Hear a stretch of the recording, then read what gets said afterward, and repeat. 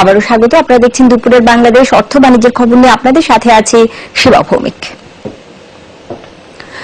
মূলধন ঘাটতি, ঋণ দিতে অনিয়ম সহ নানাবিধ সংকটে বাংলাদেশ কমার্স ব্যাংক। একযুগে ব্যাংকটিতে নিশ্চিত হয়নি সুশাসন। এমন অবস্থায় পরিচালনা পর্ষদে বড় ধরনের রদবদল আনতে চায় সরকার। একই সঙ্গে ব্যাংকটি থেকে সরকারি শেয়ার প্রত্যাহারেরও চিন্তা করছে অর্থ মন্ত্রণালয়। বিশ্লেষকরা বলছেন, ব্যাংকিং খাতে সুশাসন আনতে দরকার ব্যাংকিং কমিশন।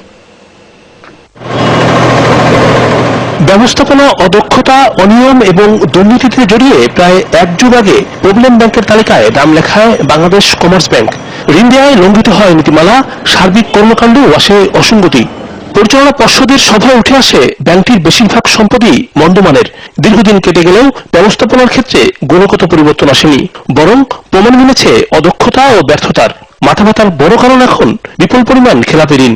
আদায়ে নেই তেমন অগ্রগতি, ইচ্ছামতো সুদ মওকুফ ও পুনঃতফসিলীকরণের সুযোগ দিচ্ছে ব্যাংক কর্তৃপক্ষ। কমার্স ব্যাংক এমন কোন প্রতিষ্ঠান নয় যার মধ্যে সরকারকে থাকতেই হবে, কারণ জনগণের সেবা দেওয়ার জন্য সরকারের অনেকগুলো ব্যাংক আছে, সেখানে এই ব্যাংকটির মধ্যে সরকার না থাকাই তো ভালো।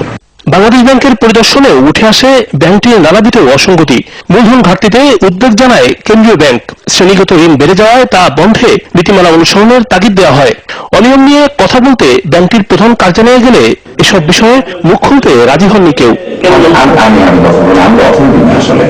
ব্যাংক ও আর্থিক প্রতিষ্ঠানে সুশাসন ফিরিয়ে আনতে কমিশন গঠনের প্রস্তাবও উঠে আসছে। বর্তমান সময়ে ব্যাংকিং খাত অত্যন্ত দুর্বল অবস্থানে রয়েছে এবং যার প্রভাব সার্বিকভাবে কিন্তু অর্থনীতির ভিতরেও আমরা দেখতে পাচ্ছি। ব্যাংকিং খাতের এখন একটা পরিবর্তিত পরিস্থিতি, একটা ব্যাংকিং কমিশনের কথা আমরা বলেছিলাম, এবং এই যে সংস্কার কর্মসূচিগুলোকে ছাড়া বিচ্ছিন্নভাবে না নিয়ে এটাকে সার্বিক পরিস্থিতি বিবেচনায় নিয়ে তারপরে একটা সার্বিক পদক্ষেপের ভিতরে যা গেলে হয়তো ভালো হতো। সার্বিক দিক খতিয়ে দেখে ব্যাংকটির পরিচালনা পর্ষদ ঢেলে সাজাতে চায় সরকার। একই সঙ্গে ব্যাংকটিতে থাকা 51.41% সরকারি শেয়ার প্রত্যাহারের দিকটি খতিয়ে দেখছে অর্থ মন্ত্রণালয়। রিমন রহমান, যমুনা নিউজ, ঢাকা।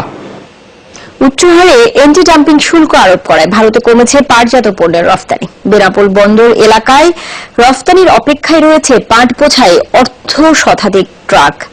শুল্ক কমিয়ে ব্যবসার সুযোগ প্রসারে দ্রুত ভারত সরকারের সাথে আলোচনার দাবি ব্যবসায়ীদের। বেনাপোল দিয়ে যেখানে প্রতিদিন 150 থেকে 200 ট্রাক পাট পণ্য রফতানি হতো ভারতে, সেখানে গেল 7 দিনে রফতানি হয়েছে মাত্র 72 ট্রাক পণ্য। ভারত উচ্চ হারে এন্টি ডাম্পিং শুল্ক আরোপের পর বন্দরে আটকে আছে পণ্য বোঝাই অর্ধ শতাধিক ট্রাক। গত 5 জানুয়ারি ভারতের রাজস্ব বোর্ড এন্টি ডাম্পিং শুল্ক আরোপের প্রজ্ঞাপন জারি করে। বাংলাদেশি কোনো প্রতিষ্ঠান ভারতে পাটের সুতা, চট, বস্তা রফতানি করতে চাইলে প্রতি টনে 20 থেকে 350 মার্কিন ডলার এন্টি ডাম্পিং শুল্ক দিতে হবে। আগে যা ছিল মোট মূল্যের উপর 4%।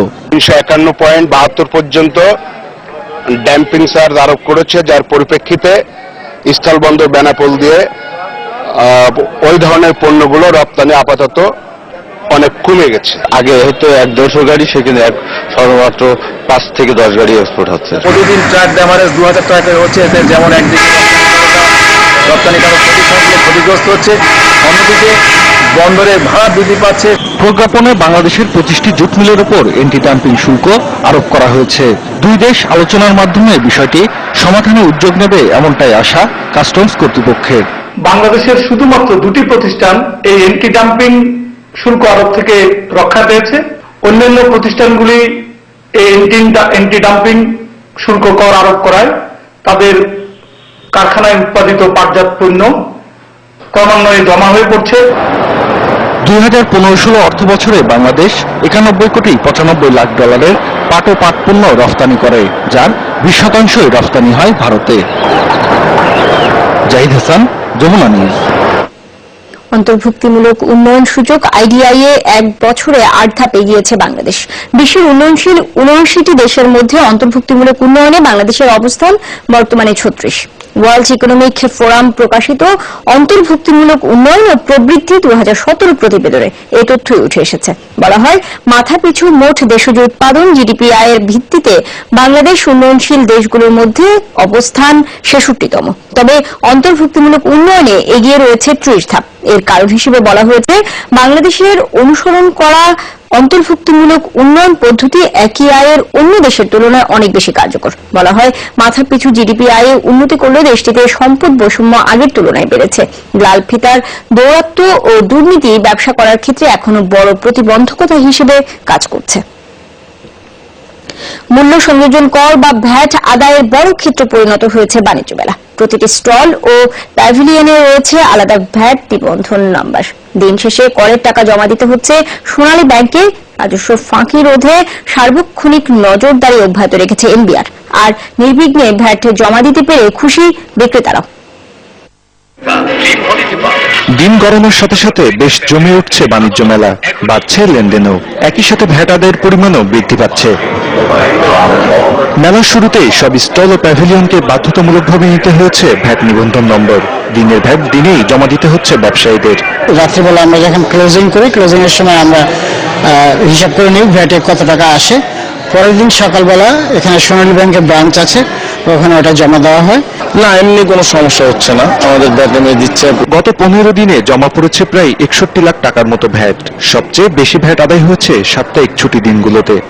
আজকেও বেশ ভ্যাট জমা হচ্ছে এবং তারা বড় বড় যারা প্যাভিলিয়ন তারা বলতেছে যে সামনে তাদের ব্যস্ততা আরো থাকবে, গণের সমাগম আরো আসবে, ক্রেতা আরো বাড়লে ভ্যাটের পরিমাণ আরো ক্রমান্বয়ে বৃদ্ধি হবে। এবার বাণিজ্য মেলা থেকে ভ্যাট সংগ্রহের লক্ষ্যমাত্রা ধরা হয়েছে 10 কোটি টাকা। প্রতিটি স্টল ও প্যাভিলিয়ন ঘুরে ঘুরে তদারকি করছেন এনবিআর এর কর্মকর্তারা।